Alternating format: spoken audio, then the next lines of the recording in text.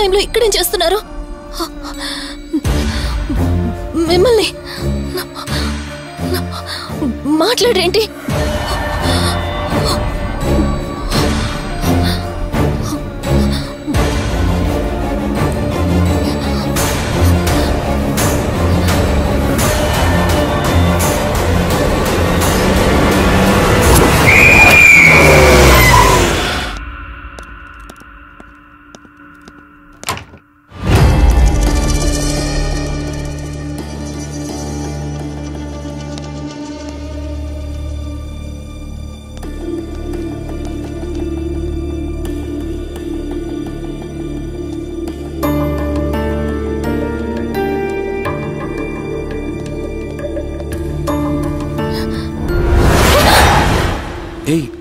నేను కార్తిక్ని. ఏం సడన్ గా అలా ఉలిక్కి పడ్డారు? భయంగా ఉంది కార్తిక్. ఏదో తెలియని భయం నన్ను వెంటాడుతోంది. కలని తెలిసినా మనసు నమ్మట్లేదు. ఇక్కడే ఉందామంటే ధైర్యం చాలట్లేదు. మర్చిపోయిన గతం కంటే నా ఒంటరితనం నన్ను ఎక్కువ భయపెడుతోంది. నన్నిక్కడి నుంచి వేరే చోటికి తీసుకువెళ్ళగలవా కార్తీక్? భయంగా ఉంది కార్తీక్. మర్చిపోయిన గతం కంటే నా ఒంటరితనం నన్ను ఎక్కువ భయపెడుతోంది. నన్నిక్కడి నుంచి వేరే చోటికి తీసుకువెళ్ళగలవా కార్తీక్? రే, నీకేమైనా పిచ్చా? ఆ అమ్మాయిని ఇంటికి తీసుకెళ్తానంటేంటి?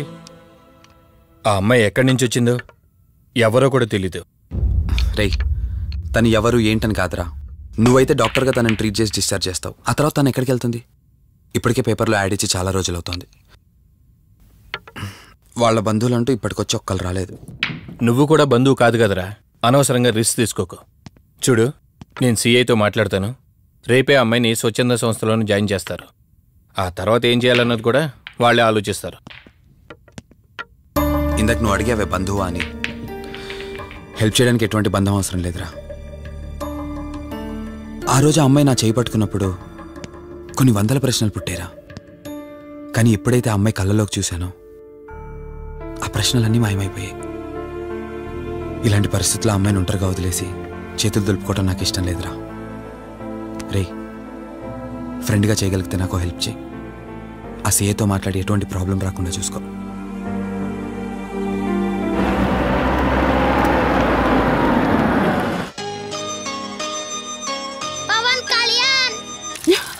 ఈ ట్యాప్ ఒకటి వస్తామని ఇరిటేట్ తెప్పిస్తుంది. వస్తున్నాను. వస్తున్నానబ్బా. అమ్మయ్యా, వచ్చావా కార్తీక్? నువ్వు ఫోన్ చేసినప్పటి నుంచి ఆ ట్యాప్ కారుతూనే ఉంది. అది అలా కారుతూ ఉంటే సింక్ లో పడుతున్నట్టు లేదు, నా నెత్తి మీద పడుతున్నట్టుంది. దాన్ని త్వరగా బాగు చేయించు కార్తీక్.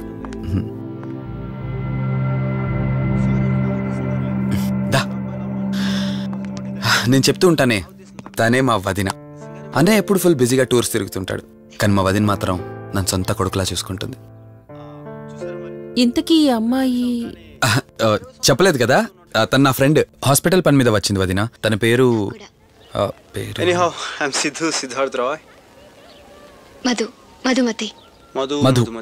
మధుమతి. కొన్ని రోజుల పాటు మన ఇంట్లోనే ఉంటుంది. సరే, తనను పైకి తీసుకువెళ్ళి రూమ్ చూపించు. సరే, నువ్వు వెళ్ళమ్మా. రా.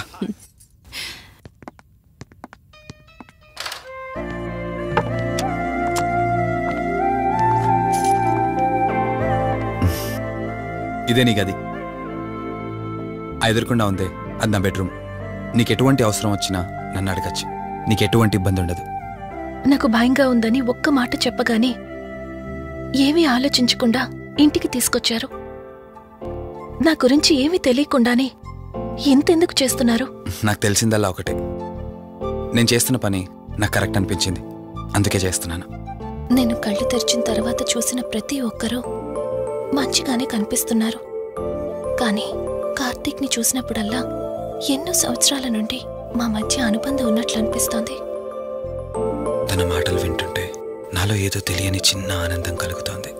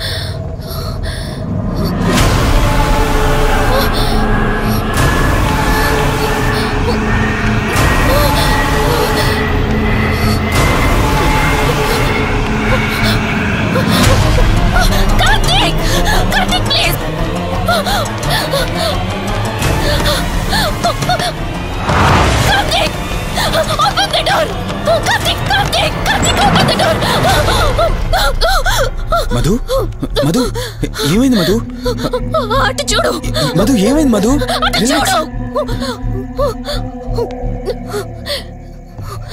చూశాను, అక్కడేం లేదు. కావాలంటే నువ్వు చూడు మధు. నేను చూశాను, కావాలంటే నువ్వు చూడు మధు. చూడు మధు ప్లీజ్, అక్కడేం లేదు. ఒకసారి చూడు. చెప్పాను అక్కడేం లేదని. నువ్వెందుకు కంగారు పడుతున్నావు? అయినా అసలు ఈ టైంలో బయటికి ఎవరు వెళ్ళమన్నారు? అది బయట ఏదో తలుపు కొట్టిన శబ్దం వినిపిస్తే. మధు సరే, నీకేదో శబ్దం వినిపించింది. అయినా నీకేదో డౌట్ ఉంటే నన్ను పిలిచి ఉండాల్సింది. అసలు ఒక్కదానిపై బయటికి ఎందుకు వెళ్ళావు? సర్లే, ఇక్కడ నుంచి ఏమైనా ప్రాబ్లం ఉంటే నాతో చెప్పు, సరేనా? Cool, everything will be all right. పద వెళ్దాం.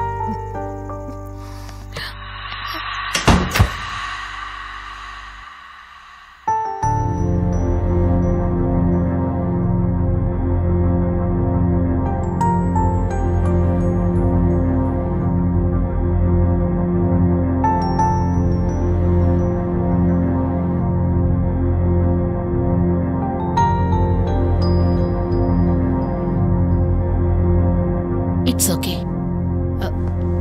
మీరు కొంచెం బయట వెయిట్ చేయండి.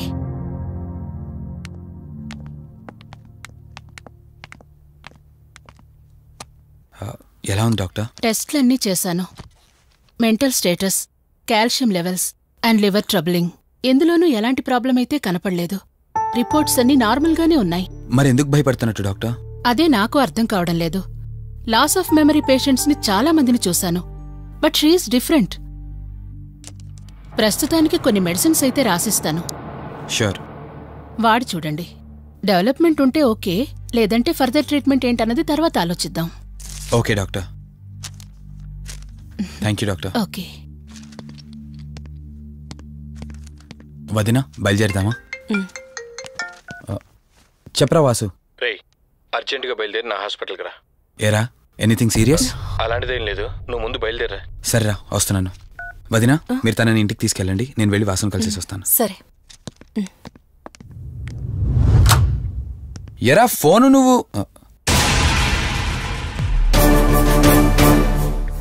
ఏంటి, నన్ను చూడగానే ఫేస్లో ఎక్స్ప్రెషన్ చేంజ్ అయింది? కొత్త కాపురం ఎలా ఉంది? అంతా హ్యాపీయేనా? కొత్త కాపురం ఏంటి సార్? నీ హీరోయిన్ని ఇంటికి తీసుకెళ్ళావంట కదా?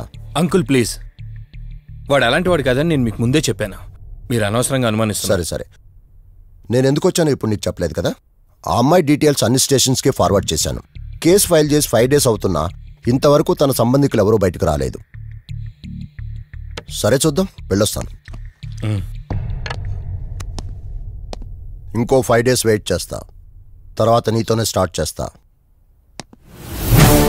ఎంక్వైరీ.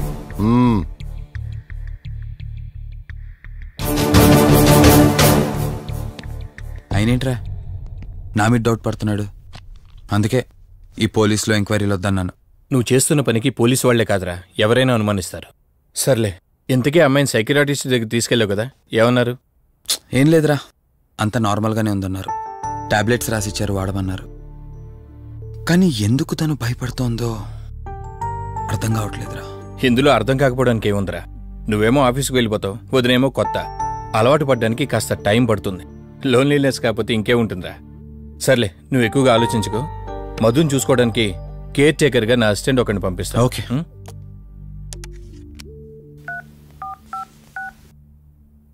జాకెట్ జాకెట్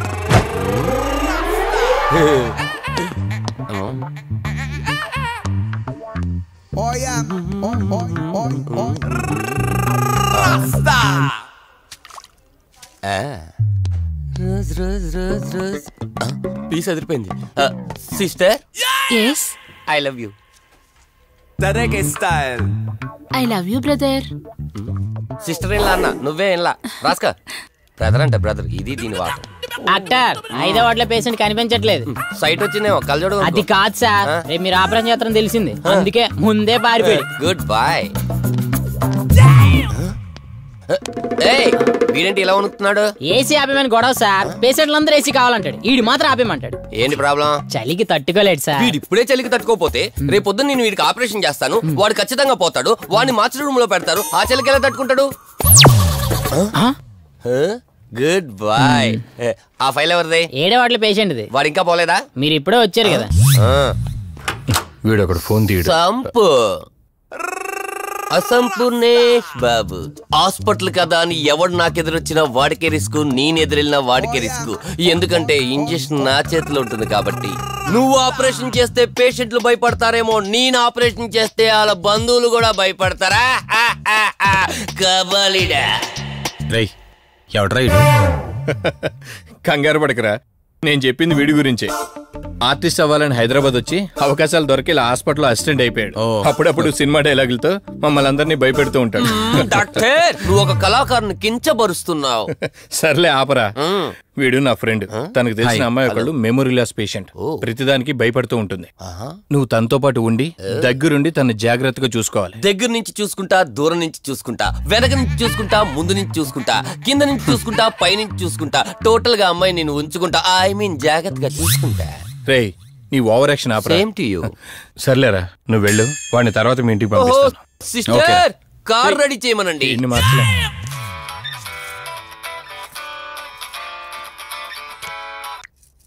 చెప్పు కార్తిక్. వదినా, మధుని చూసుకోవడానికి ఒక కేర్ టేకర్ వస్తున్నాడు. మధుని పరిచయం చేయి. బై ది వే, ఆడికి కొంచెం ఎక్స్ట్రాలు ఎక్కువ, ఆడితో జాగ్రత్త. వచ్చినట్టున్నాడు, నేను వెళ్ళి చూస్తాను. ఓకే. Gladiator, radiator, mediator. సునామీకి చుట్టాన్ని, ప్రళయానికి పొట్లాన్ని, గన్లో బుల్లెట్ ని, ఇలియానా జాకెట్ ని, అతివృష్టికి అన్నయ్యని, అనావృష్టికి తమ్ముణ్ణి. అసంపూర్ణేష్ బాబు. ఏంటయ్యా ఇంతవరకు ఎవరితో మాట్లాడుతున్నావు? మీతోనేనండి. ఇంట్రడక్షన్ కదండి, కొంచెం బిల్డప్ ఉంటదని. బాగా ఎక్కువైందండి? చాలా ఎక్కువైంది. లోపలికి రా. కుడికాలు పెట్టనా, ఎడంకాలు పెట్టనా? నువ్వు ఆడావా మాడావా? మీరు చాలా తేడాగా ఉన్నారే. 2 కాలు పెట్ట. పదండి. సరే రండి. ఏంటి కంపు? నాట్ కంపు, అసంపు. షాట్ చెప్పడం మర్చిపోయాను. నా పరిచయం మీకు 10 కాలాల పాటు గుర్తుండాలంటే సంథింగ్ స్పెషల్ గా ఉండాలని ఆలోచించి గుమ్మం ఎదురుగా గేదేసిన ప్యాన్ని తకచ్చా. ఏంటి విచిత్రంగా మాట్లాడుతున్నావు? ఈ రోజుల్లో తలా తోక లేకుండా మాట్లాడితేనే ఆడియన్స్ కు బాగా కనెక్ట్ అవుతున్నారు మన హీరోలు కదండి. బోబోయ్, ఆపు నీ నస. రా. దీనికి ఇలా అర్థమైందా? ఓకే. మధు, నిన్ను చూసుకోవడానికి కార్తిక్ కేర్ టేకర్ ని పంపించాడు. చాలా ఎక్స్ట్రాలున్నాయి, జాగ్రత్త అమ్మాయి. దీనివల్లే దీనికి ప్రాబ్లం వచ్చుంటది.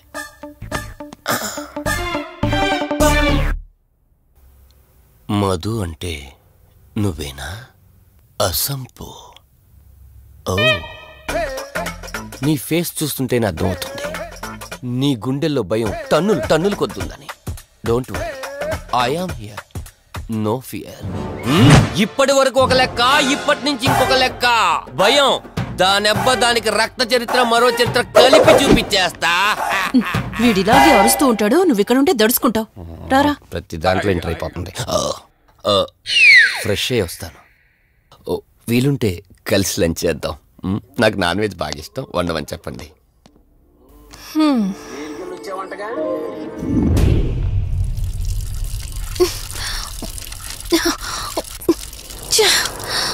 ఆఫ్ అవ్వట్లేదేంటి? మధు, నువ్వెంత కట్టినా ట్యాప్ ఆగదమ్మా, అది రిపేర్లో ఉంది. మధు, నువ్వు తప్పుగా అనుకోకపోతే నీకొక మాట చెప్తాను. ఎవరు నమ్మినా నమ్మకపోయినా నువ్వు ఏదైతే నీడ వెంట పడుతుందని చెప్తున్నావో అది నేను నమ్ముతున్నాను. థ్యాంక్స్, మీరైనా అర్థం చేసుకున్నారు. కార్తీక్కి ఇలాంటి వాటి మీద నమ్మకం లేదు. నువ్వు తనతో ఏది చెప్పనంటే నీ సమస్యలన్నింటికీ పరిష్కారం నేను చెప్తాను. నేనేం చెప్పను. నీ మనసులో ఉన్న ప్రశ్నలన్నింటికీ ఒక ఆమె సమాధానం చెప్పగలదు. ఆవిడే దుర్గాబాయ్. నీకు అభ్యంతరం లేకపోతే నిన్నావిడ దగ్గరికి తీసుకువెళ్తాను. సరే. అమ్మా, ఇదిగో అమ్మా, రెడ్ కాయిన్ ఇక్కడుంది. అబ్బా ఉండవే. అమ్మా,